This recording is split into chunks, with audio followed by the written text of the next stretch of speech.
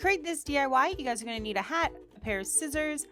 needle and thread, preferably some thread that matches your hat as close as you can, as well as some elastic.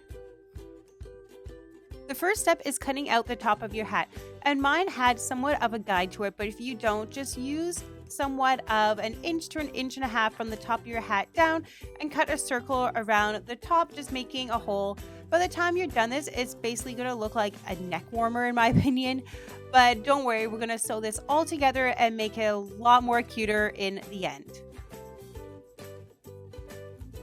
As mentioned, now it looks like you have a neck warmer, which is not what we want, but we are going to fix this. So using just a couple of sewing pins, pin down the raw edges just so we can make a guideline, just making it easier to sew. And this really depends on how thick of elastic that you are going to be using for your hat. I was using a thinner one, so I really didn't have to pin down too much of the fabric, but if you are using a thicker elastic, just make sure that you're leaving enough room for the elastic to guide through clearly and have enough room to lie flat, as you don't want it bunching up. And when you're doing this, make sure you can see that I left a little bit of space, because when you're sewing it going around, and I opted for sewing by hand just because it was a little easier, but you are welcome to use a sewing machine if you have one. And make sure you're leaving a little bit at the end and not sewing it down, as you are going to need to place the elastic through, and just leaving this little gap will help this make this process a lot easier.